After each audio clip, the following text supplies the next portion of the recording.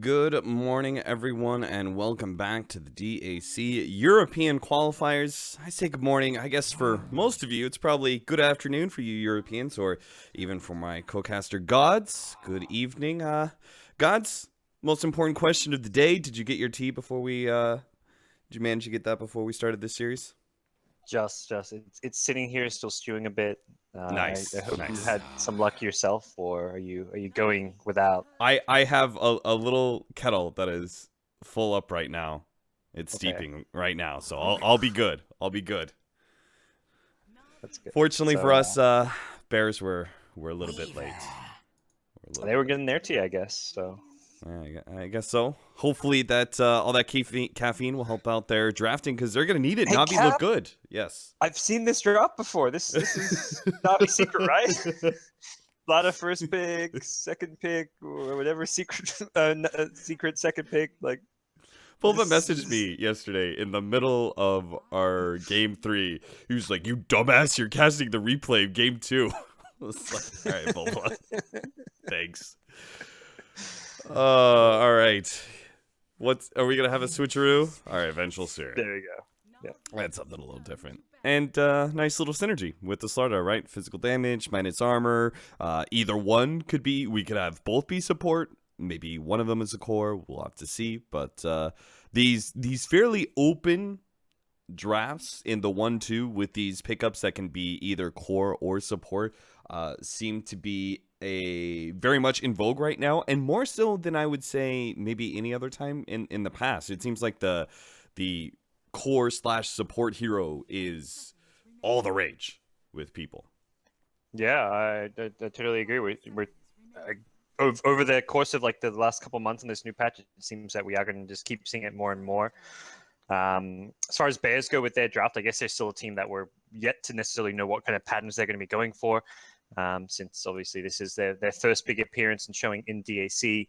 I like that they go for the Venge early on because it is that flexible pick, can be played as a support or in a core role, as we saw yesterday, actually from Vata when they had Firo on the mid shadow theme, but that's a hero that is going to be banned out. So Navi doing some of their homework, seeing what Bears were drafting, at least in their opening best of three. How are you feeling, by the way? And I didn't ask this question. I usually try and do it. How are you feeling about this series, knowing that we had that best of 3 of Bears and they shut down Ad Venom? It was close, 2 games that were pretty close, but in the end, Bears did manage to triumph in both of them, while Navi have been seemingly steadily growing as a team, managing to beat Secret in a best of 3. Do you favor one of these 2 teams in this upper bracket?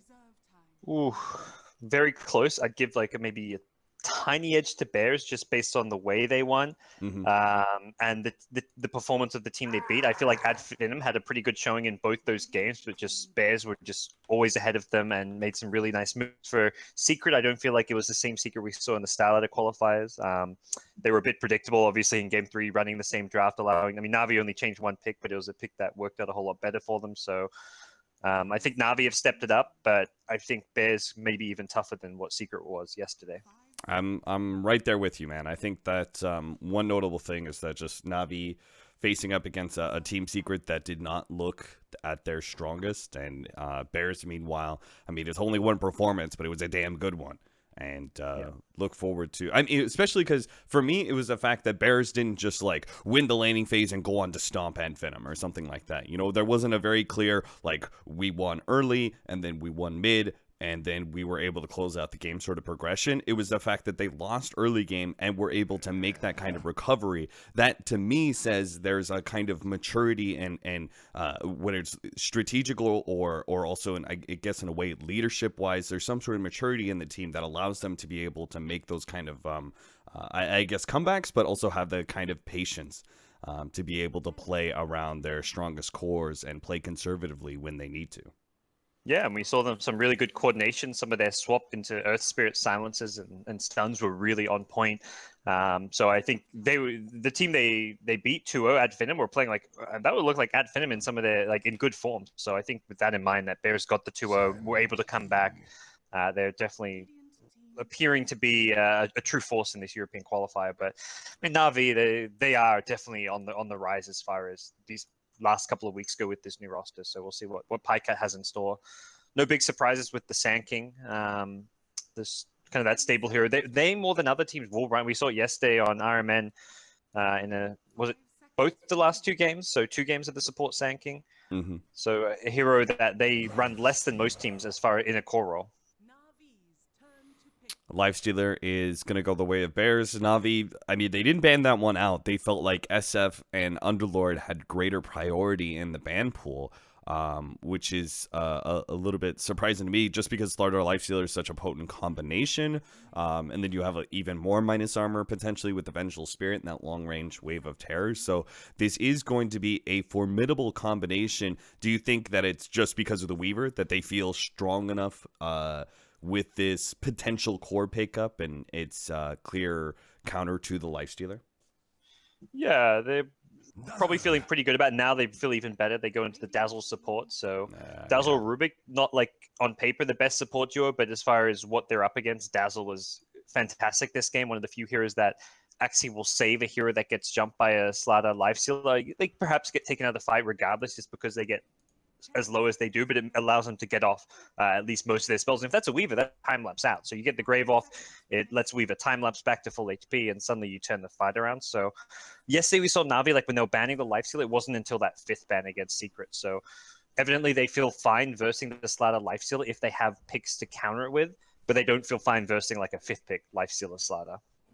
How are you feeling? We don't know Bears' 4th pickup yet, but one hero that would have a decent amount of synergy and does do well against Lifestealer would be Templar Assassin, another hero with intense physical damage. There's also still their Tinker out in the pool if they wanted to play a slower game against Bears. I'm liking both those options. The physical damage, the Roche taking potential of Weaver TA, perhaps allows you to snowball a bit early and have a more dominant mid game, but Tinker is perhaps the, I guess, more explosive option, the kind of more the bigger playmaker in some ways. That maybe if you want to look at Dendy and if he's probably feeling like if he's feeling the Tinker game, he'll let you know. I think that's one of those things where it's like you're not too worried about Slardar Lifestealer against Tinker. Mostly you're playing the trees. It's quite hard to maybe get vision. You'd have to rely on the Venge with the wave to catch him out, but we'll see what Navi have in mind. They worry about an Alchemist, so they ban that out. Not sure too much what that's. It does definitely maybe suggest that Navi want to kind of focus more on being able to take mid-game objectives and they are a bit worried about some of those high ground defenders. Yeah, the Alchemist definitely would change Bears' lineup quite a bit. They'd have this combination of aggression with Slardar Lifestealer and Timbersaw being able to defend some of those outer towers quite niftily, and then you have this Alchemist just kind of growing and growing. But instead, they're going to go for a very aggressive option. They do ban away the Tinker and going to go for the Queen of Pain for themselves. Another vehicle potentially for the Lifestealer. So we won't be as worried about this Slardar's, the support Slardar's Blink Dagger timing, which I think is a bit of a relief in some ways. And then we also have this very aggressive tempo controller that Navi is going to have to deal with in the mid lane. Yeah. Are you worried it's at all too greedy? Like with the Timbersaw as well in like the offlane role, they've got 3 cores that all want like a good amount of farm. Yeah, a bit. I mean, they've got it does allow. I think one of the saving graces of this is that Queen of Pain and Timbersaw have really great wave clear. I'm going to be spending a lot of their time in lanes, but Lifestealer will spend a lot more of his time in the jungle. My biggest concern is the fact that you also have this 4-position Slardar who needs some farm. The Vengeful Spirit can obviously go without any farm whatsoever, but there it is. The ban on Tinker turned into a Templar Assassin pickup. I'm kind of curious which one Navi would have preferred, if they would have preferred to have the Tinker for themselves, but they will go this Templar Assassin mid against a Queen of Pain, something Bears, I'm sure, have anticipated. Yeah, perhaps with the matchup against Quap, Dandy would have preferred the Tinker. He is one of those players that is he's more matchup driven than a lot of other mid players, where he really likes to be put in a position to win his mid lane. The old Navi used to always give him like even 2v1 lanes with Siniko to just make sure he wins his lane. So perhaps it would have been the preference, but TA to me looks like the better like overall strategic pick. What it brings to the table as far as being another good hero to fight into the Lifestealer. You've got great physical damage, something Lifestealer doesn't fight well into. You've got good Roche control. It's a hero that takes objectives better than the Tinker. So I like the pick overall for their draft and strategy a bit more than the Tinker. It does mean we are going to have a very intense clash going into that 15-minute marker and going into 25 minutes based around Roshan, based around controlling some of the outer towers. There's going to be, I think, a very kill-heavy game towards the mid game based on these final mid pickups. We're going to see an early TP coming out from Yapzor. He is looking to block the spawn. Did he get spotted by Biver? Yeah, he did. He did. So he knows that ward's blocked. Yeah. That was 4 instant TPs. I was like, as soon as I load in, I see like 4 little glowing lights on my map, and I'm just like, holy crap, that's a big investment. But I mean, TP is 50 gold. If you scout out a ward, it pays for itself. If you prevent a ward, it pays for itself. So both teams not too concerned about chewing through a tiny bit of their economy early on. So we'll have the first counter ward be placed out. Meanwhile, the bottom lane, we have a nice aggressive laning ward placed out by Bears. Similarly, NaVi also have a jungle ward to be able to see some of these rotations of the Vengeful Spirit and maybe the Slardar. Let's see what their game plan is, because they are going to be faced up against a Sand King off lane in general. Despite RMN playing it 2 times in the series for NaVi yesterday, we're just going to have a regular old initiating off-lane Sand King, and I feel like his Blink Dagger timing is going to be more important than most because they don't have a backup plan when it comes to initiation, whereas Bears, they at least have the Quap Blink with the Lifestealer Infest combo if Slardar doesn't get a Blink Dagger by, 20, 25 minutes. Yeah. They've got the vehicle regardless of the blink, but I do worry, like, can Lifesteal actually get the farm to go for those early rotations? Like, how good of an armlet timing is he realistically going to get against a Sand King Dazzle lane? This is actually, I remember the old art style NaVi. They were the first team to really prioritize Sand King as a core offlaner, and they were often doing it in this dual lane setup with the Dazzle lane. You get a caustic, you prep for a caustic, you hit a burrow strike into a shadow wave on top of a creep wave. You're doing a massive amount of burst damage that often safe lane carries are just not ready for. Melee safe lane carries have it even worse. So this is a very potent lane for NaVi down bottom. Look at this. This ward's kind of interesting. I think it's to scout when the supports come forward and loop around the side to try and gank Pycat. They could have some sort of Vengeful Spirit Slardar combination that loops around the side. That's very common. It's just an interesting ward. Obviously, very unlikely to be countered. As you can see, the regular laning counter ward just barely off the mark there. Yep, so recognizing that Pycat's going to be left alone with the Dazzle down bottom, the Rubik trying to secure Dendy's first creep wave or 2, so he's bullying Pycat as far as this first wave or 2 goes, but you're not too concerned about this if you're NaVi. You know that lane is going to eventually push out. You're more worried about what's happening now, which is Yapzor doing some of these side pulls. He's going to actually be able to deny a decent chunk of XP and farm with this little pull up here. He gets it off. Meanwhile, NaVi are trying to interrupt a similar pull scenario by Bears. Of course, General is going to be very happy with stacks if he can actually get in there with that Caustic Finale. But Adam has deemed it worthy, and I think the easy camp pull, that stack pull, is always worth doing no matter what offlaner you're against, just because it's harder to get in there and will cost General a decent time out of lane, some free CS for Firo. During that time, they are going to be able to get the Burrow Strike onto Adam, see if they can stay ahead of him here with a nice heal bomb. It looks like they should be able to kill him. Caustic Finale is going to pop him, slow him down, and General will pick up the first blood. He was already getting some good extra farm with that neutral stack, and now gets a first blood. 650 gold, so Yapzor, not Yapzor, RMN can kind of leave him a bit more alone now if he wants. General with that early boost can easily kind of 1v2 this lane if RMN wants mid lane, which is where he's headed for. Dendy getting pressured a bit with Yapzor showing up, so it looks like NaVi happy to rotate a bit early on. Yeah, it looks like Yapzor is trying to hypnotize Dendy with the Dance of the Fish people here, just standing on the high ground, spamming Crush. Forev going to be pushed away, but this lane should get fairly easy for him if he can get his level 2 and then level 3 reactive armor. This lane becomes pretty much an easy breeze for this hero. Dendy missing out on dodging that Shadow Strike there with the meld. A little bit of wasted mana, and he desperately needs that bottle, and Vada is contesting for CS pretty well right now. 13 and 5. Yeah, Ironman can't really offer a whole lot. Perhaps it's going to be like giving Dendy some extra regen and harass potential, but not really hoping for a kill. General down bottom is getting wrapped around on, so does need to be a bit careful. It's one stun. Hits the next one. Are going to be able to slow him down. General does not actually have the mana for Burrow Strike, and I think he felt with the open wounds he wasn't going to get out anyway. Level 2 Burrow Strike, not going to give you that much distance, so keeps the Mango intact for another day. Yeah, it's tough. Like, you're 1 or 2 mana short of the stun. You don't really want to pop your Mango just for what's likely going to be a death regardless, so he accepts his fate and will just head back to the lane with Tranquil Boots and the Poor Man's Shield. So now he's got a lot of armor, some good damage block, and this lane gets a lot harder to find kills like we just saw. Now that he's picked up these couple of items that perhaps we'll see even RMN like spend some more time down there with him on top of that. Frev, having to deal with the bugs right now, is in a bit more trouble than I anticipated. Looks like he should still be fine, though.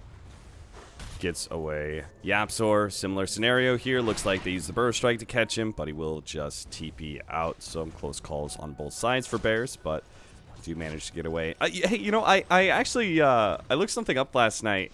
I think it was a clip of RMN back when he was on Goomba, and you know, Firo, who used to go by the name Bakemono, actually played stand-in for Goomba a couple times. Yeah, I was thinking I remember the name Bakemono from something other than NA teams. Firo getting low here, does not have rage for another 2 seconds. He's going to be slowed down by the Caustic Finale. Pop, 19 HP, that's all he's left with. General tries to get towards him, but can't quite get it. Adam kind of body blocks him here. They are going to throw out the Burrow Strike. Yapzor is coming in hot, and General may be turned around on. He gets the kill on Adam, but can he actually get out alive? And that's not going to happen. I don't think not with Fada making the rotation. So General, I think he gladly gives up his life. He forced a rotation out of the mid, and he knows he's not going to make it out because of that. Yeah, if they get Dazzle out of there, okay, it's not a bad trade as far as NaVi are concerned, even though it is a core for his support. The pressure onto the Lifestealer is kind of denting his farm. He's been forced to buy and chew through a lot of his early regen. He's just not really having the easiest lane in general. And once you TP back in, well, that's when Sand King's going to have an even better time here, because Lifestealer is now out of regen, and you can put even more pressure on him. So every time you die, General gets to come back to this lane and have a slightly better time than where he left it. Another pullback here on Frev.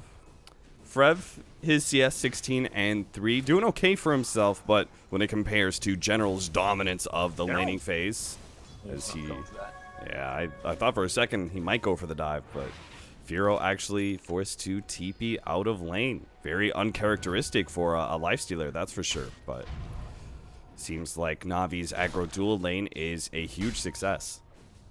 Yeah, and once Bears sending their support mid and focusing a bit more on Dandy, that's where Fear's like, all right, I'm alone down here. I may be on out, heal up before coming back to lane, potentially even consider rotating into the jungle, but still looking a bit dangerous down in this bottom lane, considering how much vision Navi have now set up there. Ironman has done a good job getting a couple of deep wards up, and rotations could cause big problems for Bears down bottom, although it doesn't look like any of the other 3 heroes are prepping any kind of TP rotations just yet.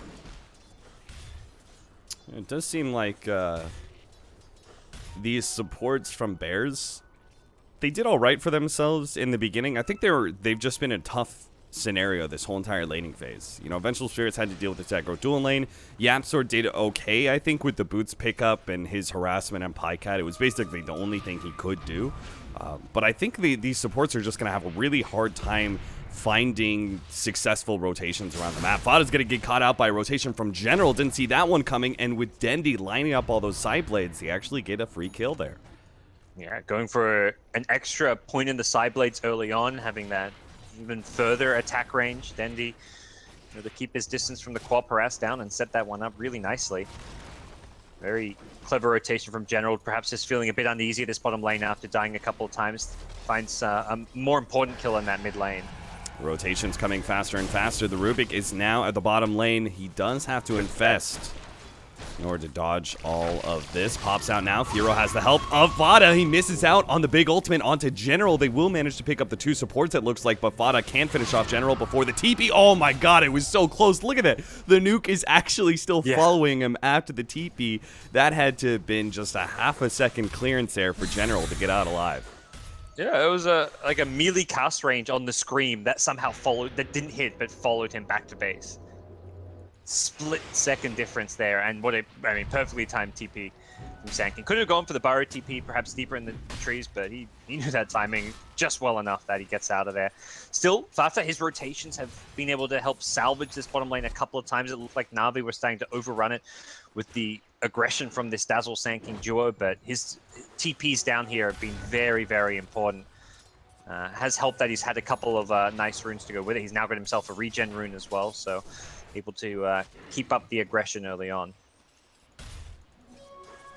General is now going to be top lane, has the epicenter. I think they're hoping to be able to use the Sand King's intense magic damage to keep Forev in check, but he needs an additional hero, I think, to be able to do this, so never mind. They're actually just planning on making this a laning phase, and Na'Vi pressure the safe lane tower instead. Looks like General's even going to just walk himself back to the safety of his tier 2. So safety, Forev is going to make him get chased down a bit for it, but the TP in bottom, Forev wants to be able to defend as well. He's already got decent reactive armor stacks, so feels fairly confident in his ability to survive this Hero of Heroes. That'll be tested, though. He's going to be able to get back underneath his tier 1 tower and clear the bug, but Na'Vi still want to keep the pressure on him and take the tower as a result. Forev now has to deal with that weave minus armor that's kicking into gear. Looks like he is just going to hide in the trees and let the tower fall, and Na'Vi aren't going to bother him too much. They take the objective that they wanted. Looks like Firo might be able to take a similar objective here. Forev receiving a little bit more pressure, but nothing should come of it. Yeah, this time he hasn't got the reactive armor prep, but at the same time, Na'Vi aren't quite... Actually, they're perhaps setting up to try and go on him with the Rubik still hiding in the trees, but it doesn't seem like that's going to be the case. While that was going on, Na'Vi almost lost General in the mid lane. He was kind of had to burrow into some trees and TP out, but that was a 3-man rotation from Bears to try and kill him off, but that was unsuccessful. It's still overall, to me, looking pretty good for Bears. Like, their 4-position slider is already above 1k gold. He's looking like he should be able to get a decent timing on a blink. Lifestealer, despite the pressure down bottom lane, with that tower is out farming his counterpart in the Weaver, and 4.6k net worth only behind the TA seems like a decent position for him to be in. So I think all in all, this early game has gone much better than some of the early games yesterday we saw against Adfinum. With that said, Adfinum is normally a much more early game focused team.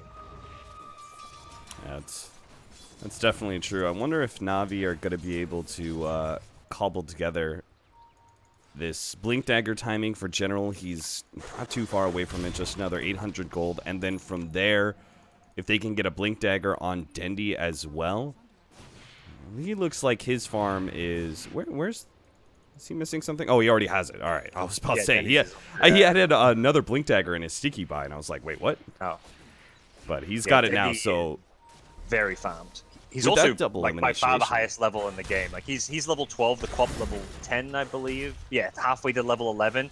Dendi's just been farming through Ancients, farming through the jungle. He is just playing the efficiency game, and this is just to me a recurring theme with these TA picks. Like the hero, like even if you have a slightly rough first couple of minutes in the laning stage because you get dual lane, like you always seem to pull ahead around the 10 to 15 minute stage and get a very good timing on Blink Desolator.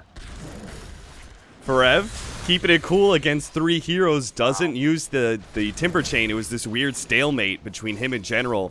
If he used the Timber Chain, he would have been hit by a Burrow Strike, so he just walks calmly back, and now he's able to make the turn. Can't quite get the connection on the Rubik. Finally gets it now, but is dropped a little bit low on HP as a result. Fata sitting in the river, waiting for it. Forev is going to try and bait these heroes into play. Fata jumps forward, managed to get the quick kill on the Pycat before the time-lapse can be used, and now General is forced away by Forev. He does manage to dodge the Shadow Strike.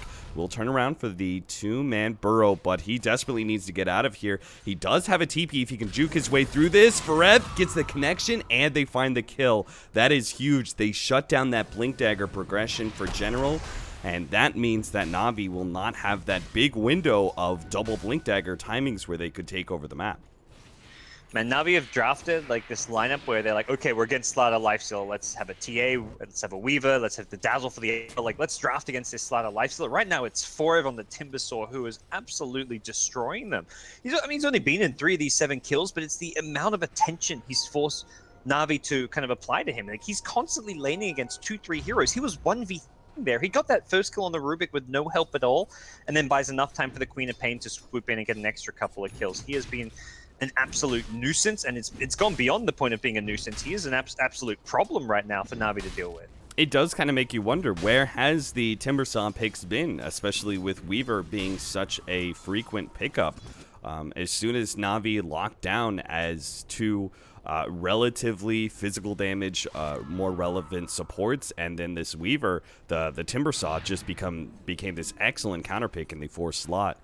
Bears, smoke is going to pop here. They're going to run into Fada. They could use this quick kill. Blink Dagger forward, Melt Strike, and they will manage to pick it up. Yapster is going to come forward, and they're going to try and punish Na'Vi with a quick buyback here from Fada. See how many they can get. Biver's going to be the first one down. General into the trees, TP's out, and Dendy's away, so that buyback absolutely not worth it for Bears. They needed a lot more than just a support kill.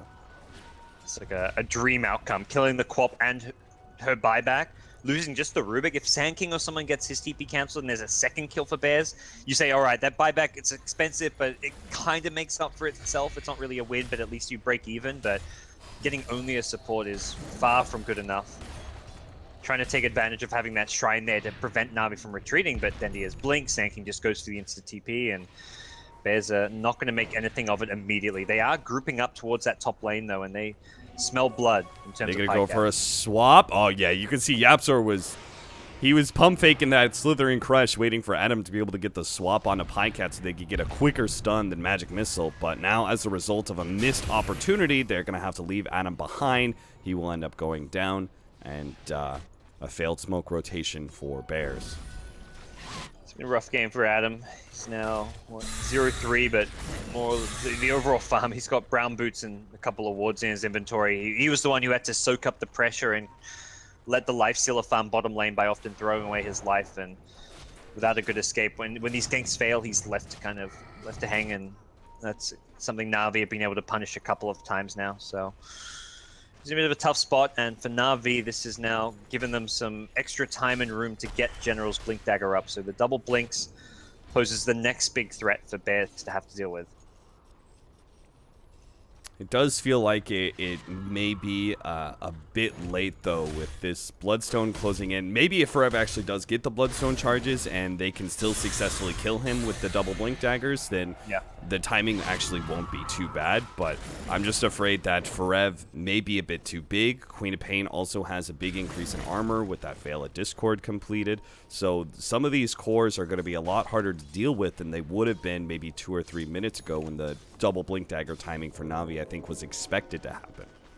Yeah, I totally agree. Even stuff just like having a rain drop on Queen of Pain means that initial Blink Bio Strike is going to do a bit less damage than you'd normally expect. Queen of Pain, I mean, 1300 HP with the Strength Treads is looking fairly tanky, so you don't have to necessarily kill the Timbersaw, but you ideally want to be killing core heroes with these Blink Daggers and a potential smoke from Na'Vi. They're grouping up and posturing as if that's the call. Dendy's got a Deso, so with this they actually, in my mind, they can kill anyone with the Sand King TA Blink if they manage to burst them down without any kind of outside influence, like a swap save or a Slider Crush.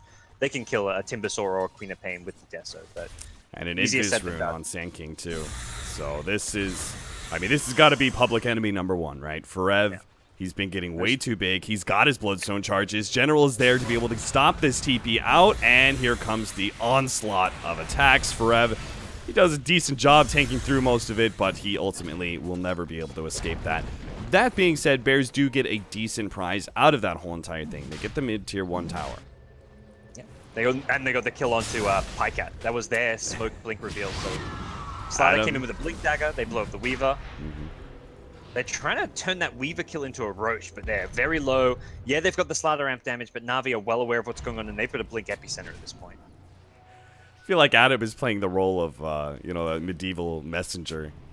They get the quick kill in bottom lane, and he immediately goes up here, right? He wants information. Are they TPing into the shrine? Do they know that we're going to be able to Roshan? Do they even have the TPs up to be able to do this? And sure enough, gets the info. Na'Vi are hot on their tail when it comes to the Roche taking opportunity, and not going to be able to... Ooh, look at this. 3-man smoke. They're just going to go right back for Forev. He's already lost that first chunk of Bloodstone charges on the fresh pickup, and they won't find him a second time as they'll swing towards me. I think Forever realizing, all right, that one creep wave is pretty good, but farming any further is way too deep on the map. And Dire checking out the edges of the jungle with their smoke, hoping that he'll pop, hoping that they'll find the Timber Saw still, but we know that is not going to be happening here. They have a Blink Dagger onto YapzOr. Thought they were going to smoke for this one, but they're actually not. Now, there is this defensive ward here from NaVi that is going to allow Pycat some info on this trap that is set up behind Fada. Pycat is actually going to oblige them just a bit with a Shukuchi on through. YapzOr will come forward and will manage to hit the crush, and they are going to be able to blow up Pycat. That shouldn't happen with a ward there, I would say. I would say so too. Not sure what was his miscalculation. Did he miscalculate that? Did he not know that the Blink Dagger was up on YapzOr? Did he not know the Infest combo was there? Defense on mid lane. Forgot about the Infest. Biver, he'll be the first one down. Bears will manage to keep their tier 1 tower barely up. See if they actually just deny it out with only 113 health left. And straight to Roshan once again. Pretty low respawn time, so 10 seconds until the Weaver's back and can throw that swarm. And that vision from the TA traps allows NaVi to know instantly when this is going on. But same time, this Rosh drops very fast. By the time Weaver respawns and TPs, Rosh is going to be effectively dead. We said Roshan was going to be high contention here for these two teams. You have Templar Assassin, Weaver on one side, great duo to be able to bring down the big boy. And Bears obviously have the Slardar Amplify and the Vengeful Spirit Wave of Terror. So sure enough, Bears putting a high premium on being able to obtain that Aegis early on, denying it away from NaVi, and will now be able to progress the next 5 minutes with some confidence. Yeah, they've got a really strong pushing unit now with the Desolator on Lifesteal with an Aegis. He can very safely siege towers through the Rage, and his damage output on them has been very distinctly increased because of this. So what Navi's response is going to be, whether they try and combat and fight into this Aegis, or if they just try and take more of a split push approach. The Timber Saw is still often kind of off on his own, maybe posing a potential bounty for Navi to pick up, but as it stands, it's Bears with a pretty strong position in this bottom lane, looking like they should be able to take a T1 tower, and Navi contesting this one is just going to be very tricky for them. They're smoked up, but it looks like they're more thinking about this top lane than defending bottom. And I don't think this is going to come to a surprise to Forev at all, right? He's the only hero that's showing on the opposite side of Bears, and he also has those Bloodstone charges. Unlikely that Navi want to try and contest the Aegis, so much more likely coming from Forev. So he's playing it really far back. A little bit of a dangerous blink forward, but still gets the Timber Chain away. He's going to be caught underneath the tier 2 here with the Epicenter. He didn't expect this much of a dive, but maybe he did. Calculated, he gets away. The burst damage is just not enough for NaVi, and now NaVi have overextended themselves. They're going to lose maybe Dendy here, who's caught in by the crush, but they don't have the counter vision. He manages to blink himself away. General's still sitting on the side here, but he has a Blink Dagger up, a Burrow as well, and will manage to get out. So Forev baited NaVi into a dangerous position, but NaVi still managed to extricate themselves quite nicely. Yeah, NaVi on point with the retreat there, but that was a scary position to be in when you're getting TP'd on from behind. You've gone in that deep. Felt like there was a bit of a disconnect between the Rubik and Sankey. Like Sankey, if he wants to go for that Blink Burrow, Rubik needs to be preemptively running in to get the follow-up telekinesis. And, well, these kills are going to keep on happening. Iron Man at the bottom lane gets found, and with this, perhaps Bears can now focus their efforts on this tier 2 bottom tower. NaVi have just been struggling to find the kills. The few heroes that show on the map, mostly the Timber Saw, have just been too elusive and too well positioned. Yeah, I believe that's the Orchid reveal as well for Fada. So they're going to take that tier 2. He's going to very rapidly close in on a Lincoln Sphere that he's going to try and build here. The only disables that he's fearing in this game are the Rubik Telekinesis and the Burrow Strike. Forev is going to Timber Chain straight into the hands of General. General's holding onto his Burrow Strike until the next Timber Chain is attempted, but YapzOr is now here to be able to stun up General, and they easily make mincemeat out of him. Dendy will successfully retreat back, but Bears are hot on their tail, maybe for another push. The last tier 2 is left in the mid lane. If Bears want to achieve this with these Aegis, I think that objective is pretty much free. I'm not sure if NaVi can actually do much to contest. RMN going to be blown up by Fada once again. Bears are just being very efficient around the map right now. They're not completely 5-manning, they're just going, like often it's like a 4-man push while the Timber Saw is alone defending a lane and pushing it out to prevent NaVi taking a tower. And then if Timber gets gone on, Bears rotate to punish the aggression of NaVi. and then they'll Quap alone setting up some of these solo kills. They're just moving around the map very well. YapzOr won't find Dendi, but that tier 2 tower you mentioned could be what Bears have their eyes set on now. Fear will pop out, blink forward by Biver, will manage to pick up Adam into a 2-man burrow strike. This is a decent setup for a kill on 1 maybe, but Biver's also going to lose his life here. Firo eats him alive. They do manage to pop the shrine. YapzOr gives up on the kill on General. Firo's dropping lower and lower. He has that Aegis, so they're going to have to play around that now. Forev managed to blow up General on the side. Kind of stuck in the trees here. It's going to need a moment to get out. But NaVi will full out retreat with the loss of their big disabler and General, as well as the Rubik not feeling comfortable pursuing this fight for more. Forever will tank the tower to get some damage in. They may get a little bit worried about this one now that the weave's been applied aggressively onto themselves. That's a good setup for Dendi to perhaps try and defend this one and get aggressive. We'll put that to the test here. No, never mind. Yeah, good old Timbersaw. See, Blink bots going back for a Yule Scepter now, it looks like. Definitely a good game to go for some armor items now. You're not always going to have those reactive armor stats up at the start of a fight, so having like a Shiver's Guard can really help protect yourself, but the Yule's also similarly can be a nice little defensive tool as well for your team. Man, I really like the way that Forev is playing this. He seems to have just really good reads on what NaVi is up to. Like that play, you know, he knew they were coming top lane, and I would say that's many pro players would be able to make that kind of read, but the way he was still able to bait out the rotations, knowing the maximum amount that NaVi could do and playing around that, I think Forev has just baited NaVi into so many rotations that have been very unsuccessful. Yeah, he's definitely been the biggest space-making hero on their team. He's been involved in the least kills of his whole team, but it feels like more than anyone, he's the one fighting Navi's lineup. Like, he's not normally often getting kills. Sometimes he's just taking up their attention, 2-3 heroes coming his way, and then he survives, gets out of there. But it's this constant pressure and this worry in Navi's mind that they have to address the Timbersaw, or that maybe he's the kill that they can get, but they haven't been able to do so just because of some good play.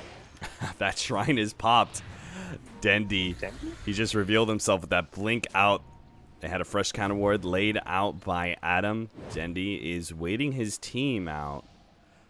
But, I don't know, with the Aegis down, maybe NaVi can actually take a full engagement against Bears, but I'm still kind of hesitant.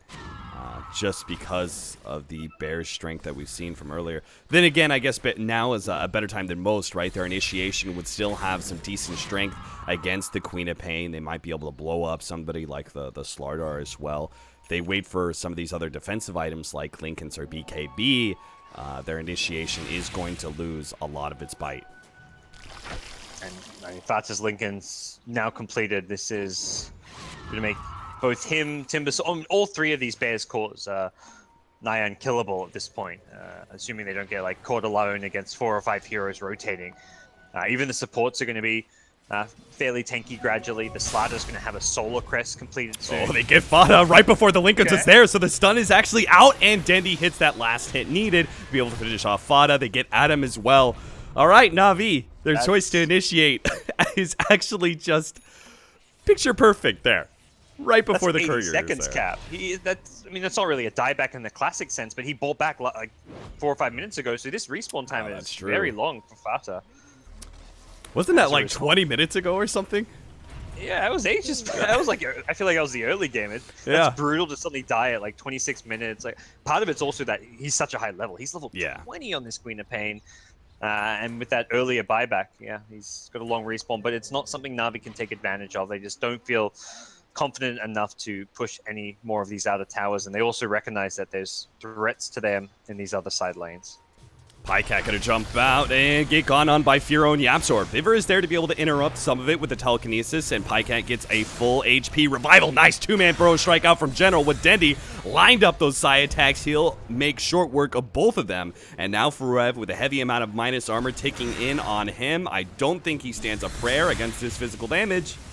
There it is. 4 down from Bears. NaVi, they hit back real hard in this very small window. It seems like at 25 minutes, they got the kind of momentum that they needed. And now they're just pushing against Bears time and time again. Yeah, I mean, this is like the time to start winning some of these fights. It felt like Bears were just about to reach a decent power spike with the Linken Sphere pickup. And suddenly NaVi just find a good couple successful initiations in a row. It's not like they picked up any amazing game-changing item. It's really just been a change in the way they played it. And this fast Roshan respawn plays to their advantage. They're going to perhaps take this before Bears can react. And they counter Adam's ward as well. This is looking kind of grim from Bears, which, as you said, like, I thought they were going to reach a really big power spike and they were going to be kind of unstoppable with all three of their cores having so much. And Pycat, I think what that is one of the notable things I want to talk about was the fact that the Weaver feels a very unsuccessful core in this game because he seems to be so slow. But after those couple of fights, he's finished off his Diffusal Blade, and finally we do have a real damage item and some real impact from Weaver in these engagements. Yeah, I think that's the big difference maker, where suddenly Weaver is going to be able to dish out damage, but also chase. This Diffusal build means the Slider can't just like quickly sprint, like crush and sprint away, and the ability to not get kited and keep your opponents in place is going to make a big difference for Pycat and his damage output. So NaVi, with Aegis in hand, can start to threaten to do what Bears were looking to do, which is take all these outer towers, take map control, and take some of these shrines. Suddenly this game gets blown wide open. It was an almost 8,000 gold lead turned to 0 based on those couple of fights in a row. NaVi just finding a big opening and completely getting themselves back in this game. NaVi almost found another opening, rapidly rotating into their shrine. Remember when we were talking about with that Aegis, you know, Bears finishing up that last tier 2 and opening up shrines and stuff, like they were so close to obtaining total map control, but now NaVi has held on long enough. They're beginning to reach sort of a mid-game stride for both their Templar Assassin and their Weaver. TA is beginning to max out here, or I shouldn't say max out, but I think this is one of her biggest power spikes, right? When you've got Blink Deso and you've got that crit, your burst damage has reached probably its highest point. You have the best opportunity to one-shot people that you ever will in this game. Yeah, I mean, good news for Firo is he gets his Assault Crest at the same time the Daedalus comes out, but I mean, you could say it the other way, like, well, now there's this armor item up, but now Dendy's got a big amount of burst damage, so he can kind of try and overpower Firo despite this new armor pickup. So going to be very tough for Bears to stay alive against Dendy's TA. They have just about completed the Solar Crest, so if they can use that aggressively on Dendy, he hasn't got an MKB to get rid of it, which makes life a little bit easier. But even so, like, that's relying on your Slider to like not get caught out and burst down very early on in the fight. Yapster himself is fairly squishy. Doesn't have the mobility of a 4-staff, doesn't have anything outside of the Blink Dagger that really offers him survivability if he's using that Solar Crest on someone else other than himself. Bears are trying for a lot of split pushing opportunities here. Vada has very frequently pushed waves into tier 3 towers. Vero even feeling ballsy enough to get a couple of swipes there on the tier 3 itself. They are going to go for a TP back here, half on a shrine, and Vada is going to be the bait here onto the tier 2 tower. RMN briefly shows himself as a little bit of a dare of Bears to go on him, but he gets the TP out nonetheless, and Bears unable to make any sort of connection. This constant, they keep trying it, split push and then rotation back, see if they can catch NaVi in the axe, see if they can get these 1 or 2 pickoffs instead of trying to fight them head on. Yeah, Bears are unable to really utilize this Slider Lifestealer duo. It's felt this game. They've had 1 or 2 nice pickoffs that have maybe led to a tower, but it's felt like at this key mid to late game stage, they haven't found that like game-breaking pick where it's like, okay, they killed a core, there's another Roshan, there's the T2 tower, there's your shrines down. Like, they've really slowed down, and a lot of that is a testament to Navi's vision and defensive play. Oh, Viver. Oof, that was an aggressive blink, but he's going to be okay up here. Maybe General can still route them here inside the Radiant jungle. He stalls for a moment, and that's going to lose him an opportunity on Yapster, it looks like. Adam may still be the opportunity. Jump forward. Dendy has the burst damage necessary to kill him before the TP can follow through. So a small pick that can turn into some more pressure on that tier 2 tower, though they don't really have a creep wave, so they're just going to have to overpower backdoor protection. But I think with all this minus armor and damage, they can do it. Take them a bit longer, but slow and steady, they'll get it, and then be able to kind of return back to their other lanes and push them out. Or they can try and force Bears back if they want to. They've still got, okay, not that much longer left on the Aegis, so it does look like it's perhaps time to not try and force any risky fights because of that. Yeah, one of the dangerous things is if they did go for that high ground, they'd lose their tier 2, and they still are at a significant tower disadvantage here on the side of Na'Vi. There's 2 healthy towers, relatively healthy towers left on Bears protecting those shrines, and that map control is pretty big. When you see this game, we're just playing like this big cat and mouse game, and I'm not sure, half the time one team's the cat and half the time they're the mouse, but they keep on running back and forth trying to go for these split pushes and routing the enemy team. For the most part, it feels like Bears is the one trying to play a little bit more hit and run style, while Navi's trying to get their hands on a full 5-man engagement.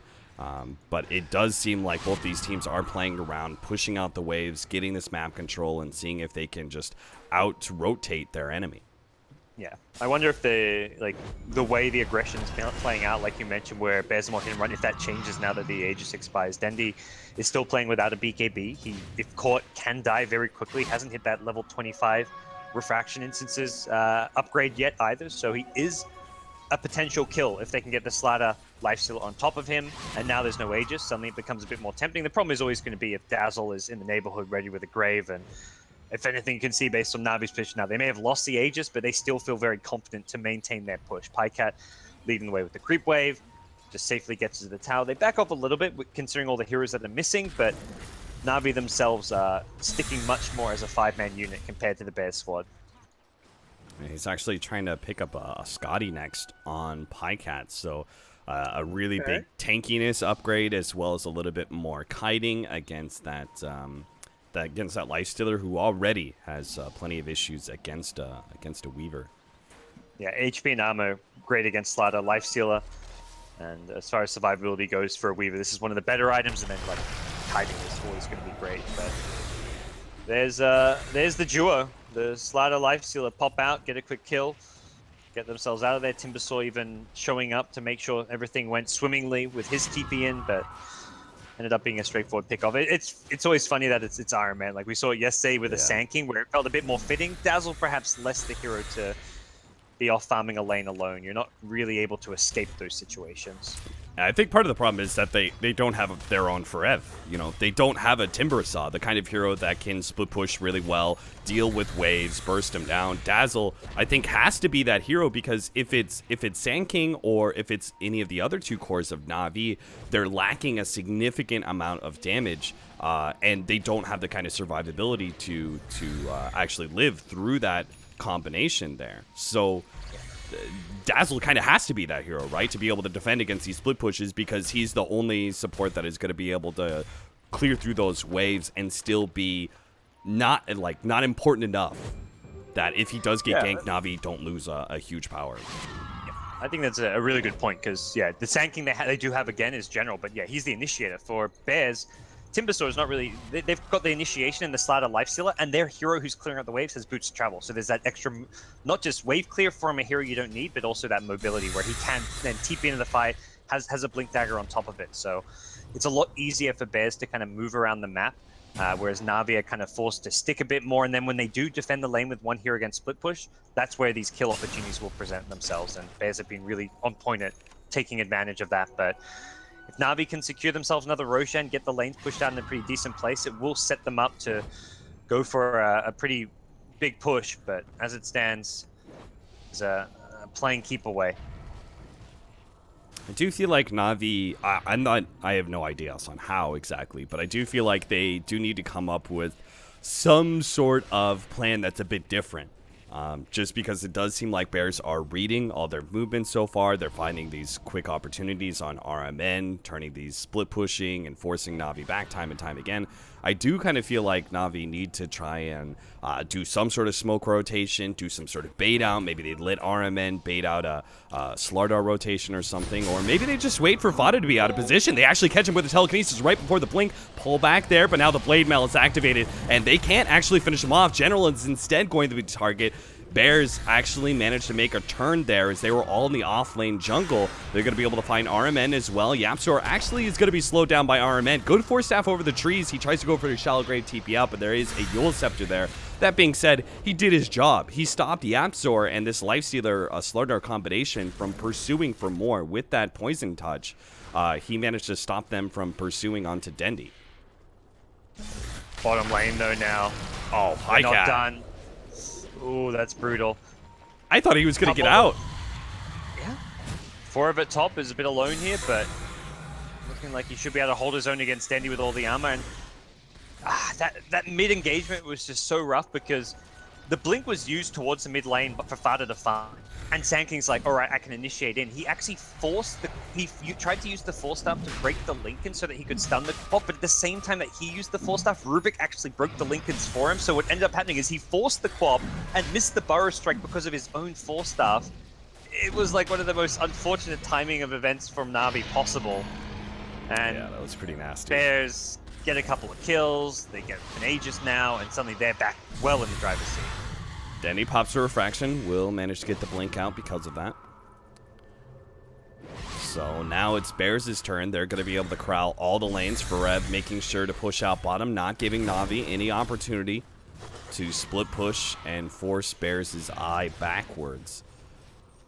So with this Aegis, they're going to take the rest of the shrines and presumably go for a high ground push.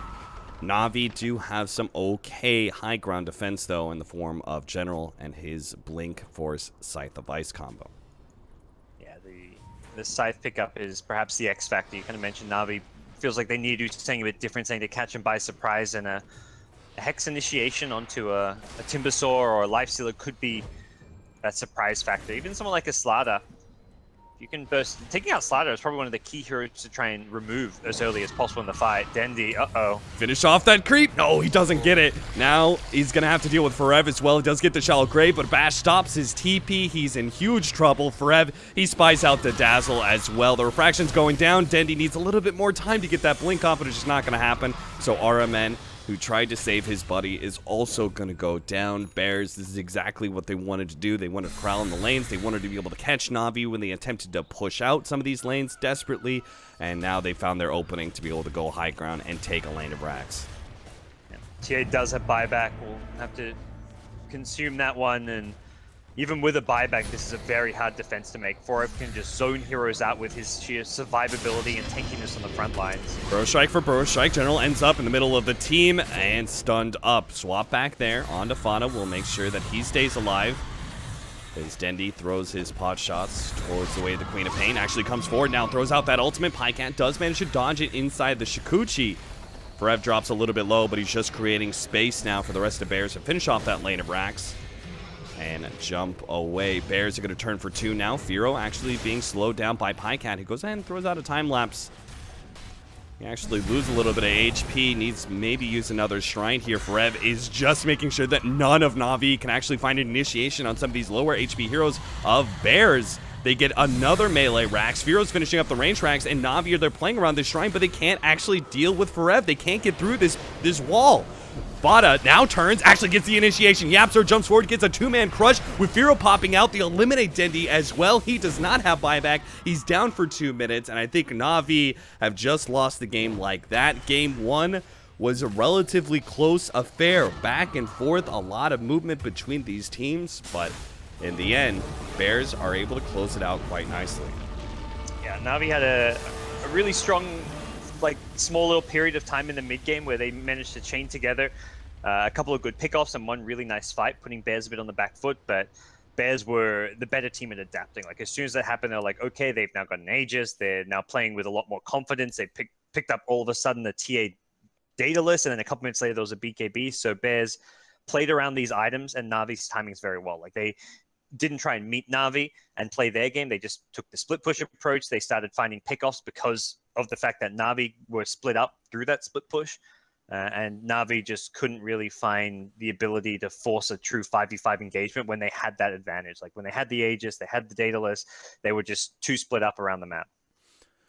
Are you still down with the Weaver for Na'Vi? It seems to be very much a favorite of theirs in the 1-2. Do you still like this hero after this game one? I think it's just so flexible, and it's very nice being on that dire side. It's kind of that, like, a Roche securing type hero. It seems to fit very well right now in the meta, but I think the big X factor this game was the Timbersaw. Like, that pick, not just countering the Weaver, but countering, it felt like, the entire draft. Outside of the Sand King, the other four heroes all match up very poorly against Timbersaw. And even Sand King, I mean, he's got some decent magic damage there, but isn't like an amazing counter by any means. So I feel like Forev, despite perhaps not having like the best kill line at the end of the game, like he was only in 3 of the kills, 11 assists. He really soaked up a ton of Navi's attention. It also ends the game the most farmed, one of the most farmed tiers in the game. So I think that Timbersaw pick was one of the key things for Bears in kind of dealing with the Weaver and the Templar Assassin. And perhaps Navi just need to be a bit more flexible with their draft later on. All right, guys, that is game 1 of Bears versus Na'Vi. Game 2 will be in after a short break.